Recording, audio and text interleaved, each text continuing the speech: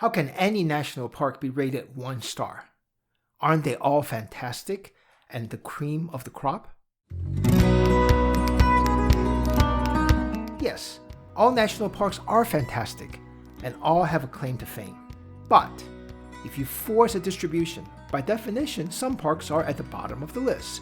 This, of course, is subjective and highly dependent on your interests. I've been to all the national parks in the US, so I can rate them all relative to each other, according to my taste.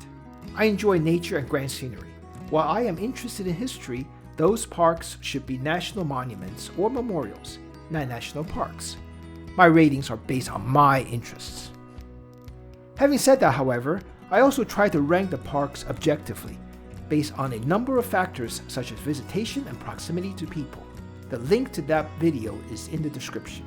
Just like there are only 6 parks rated as 5 stars, there are 8 parks rated as 1 star, both roughly 10% of the total. Unless you have a particular interest in the claim to fame of these parks, don't plan a trip with them as the main destination. These parks are worth a visit if you are in the area. Be sure to subscribe and give it a thumbs up. It really helps the channel. Thank you. Do you agree with my ratings here?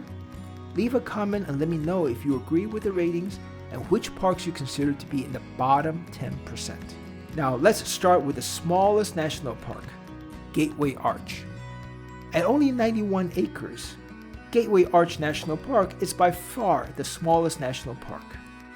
It's actually in downtown St. Louis, with a man-made arch as its main claim to fame.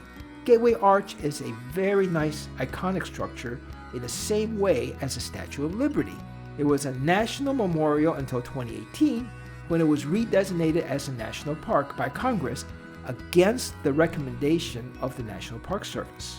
Designation aside, it is fun to visit if you are in St. Louis, or if you have a strong interest in U.S. history in the mid-1800s. The museum is the best in the national park system. The old courthouse tells the story of Dred Scott and the freeing of slaves before the Civil War. These are all interesting stories, but the park is not to the same standard as a full-fledged national park. See the link in the description for much more detail on this park and why it became a national park.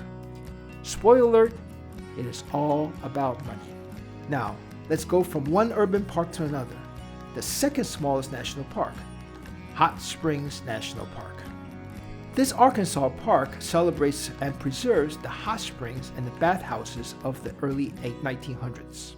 The 143-degree Fahrenheit hot water from the springs first came down as rain 4,000 years ago and supplies the taps in town and nearby bathhouses. Bathhouse Row is a series of historical structures.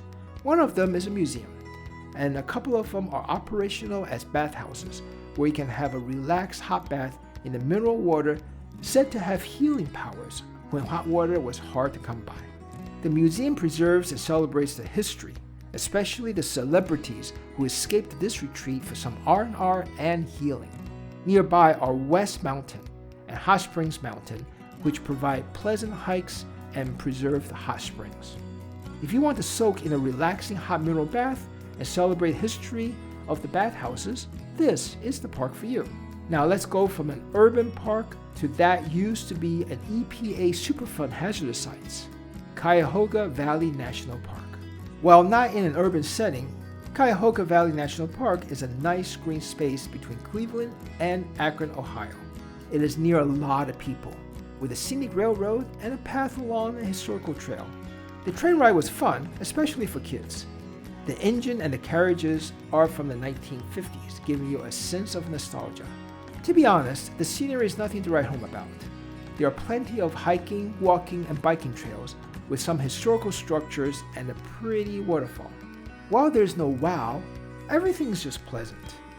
It provides a nice green space in the midst of metropolitan areas. The canal in the park was so contaminated it was a Superfund cleanup site. The canal and the surrounding area were cleaned up. Soon, nature followed and repaired itself. The toxic site is now a meadow. If you live in the area and enjoy nature, this is an excellent park to visit. I would not plan a trip with this park as the main destination. But if you're in the area, by all means, have a nice pleasant visit. Now, how about going from an area with lots of people to a park that is the most isolated in the lower 48 states? Let's go to Great Basin National Park in Nevada. Great Basin is in a remote part of Nevada, 3.5 hours from Salt Lake City, 4.5 hours from Las Vegas, and 6 hours away from Reno. This park's claims to fame are the bristlecone pine, the cave, and the stars. Sequoia National Park has the biggest tree. Redwood National Park has the tallest tree. But if you want to see the oldest tree, the bristlecone pines at Great Basin is the tree you want to see. It is over 5,000 years old. These trees are very slow growers, which makes them very dense. When they die, the wood decays very slowly due to its density, resistance to moisture, and very dry climate. So they stay standing even after they die. There are plenty of hiking trails. The best known is the Bristlecone Pine Trail that visits a 3,700-year-old tree. There are other trails such as the Wheeler Peak Summit Trail that scales the 13,000 feet Wheeler Peak. Lehman Cave is not the biggest or the prettiest, but it's still worth a visit. It's smaller, more intimate, and relatable. The bulbous formation, which looks like an onion growing from the side of a cave wall, is unique to this cave. The tour sells out fast, so be sure to reserve your ticket ahead of time. Because it is so far away from metro areas, along with generally clear skies and minimal haze, Great Basin is one of the best places to watch the night sky.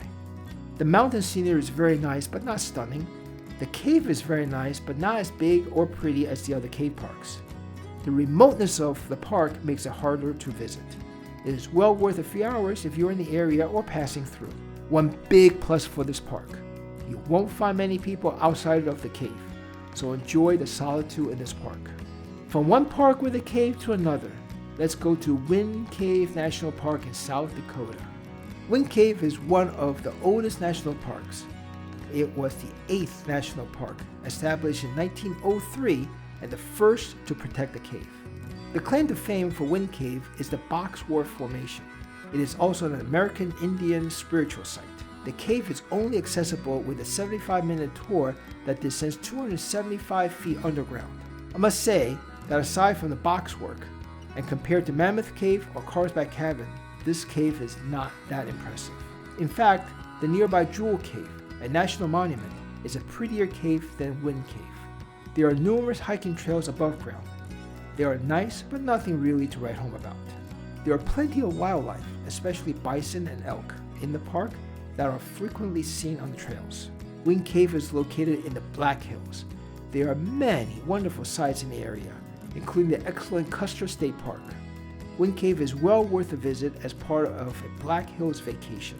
Next up is a park that is near a metropolis, yet hard to reach: Channel Islands National Park.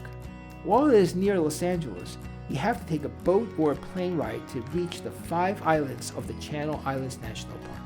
Not all islands have boat or plane service, and some are closed at various times due to nesting or damaged docks, so check the NPS website for the current information. The smallest island, Anacapa, is also the coldest and one with the most consistent boat service. Barren most of the year, but in the spring, there are lots of wildflowers.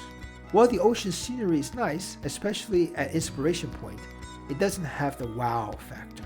Santa Cruz is the largest island in California and has 2 rugged mountain ranges. There are many hikes, camping, and a beach to launch water sports. The other islands are frequently closed for various reasons. If you like to take a day trip or camp for a couple of days on an island, or if you have a boat and like water sports, this is the park for you. Staying in California, let's go to Pinnacles National Park. Pinnacles National Park is an easy day trip from the Bay Area with interesting rock formations and talus boulders, excellent for rock climbing. It is on the small side by national park standards and relatively new, designated in 2013. The scenery is pretty, but not overly dramatic. The Moss Spring, Bear Gulch Cave, and rim trails form an excellent loop that is a highlight of the park.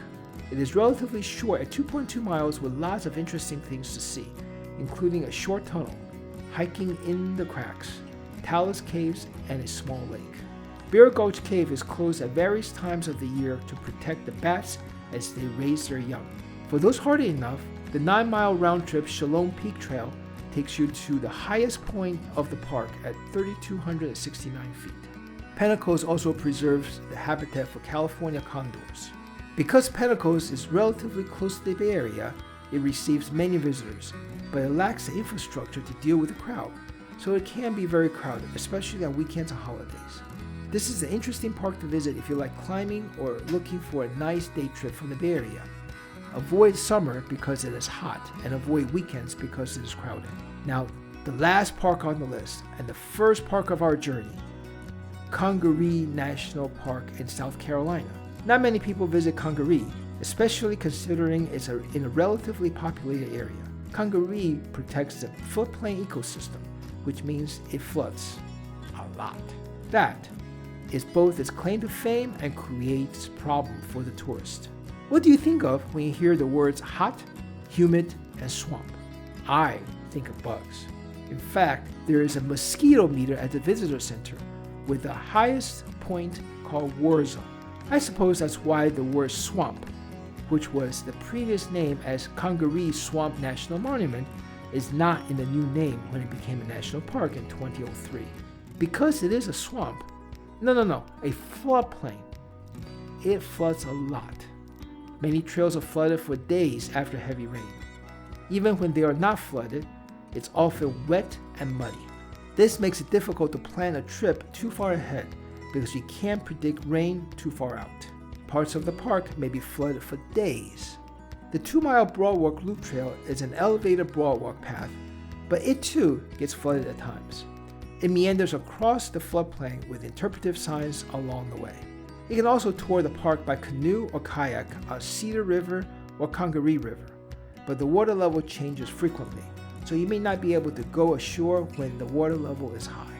Congaree is a nice place to visit from fall to spring. If you are into floodplain ecosystem, or like to kayak in calm water, or have a few hours to kill while in South Carolina, this is the park for you. Thanks for sticking with me up to this point. While these 8 parks are rated by me as 1-star, they're still national parks. Each of them has a claim to fame, and if you are interested in that attraction, they are great visits. I hope this video is helpful. The link to the blog and the full video on each of the parks, as well as the 5, 4, 3, and 2-star parks are in the description below. Be sure to also check out the National Parks Ranked Objectively video and see what you think. Be sure to check out an in-depth view of each of these parks and subscribe to this channel. Thank you.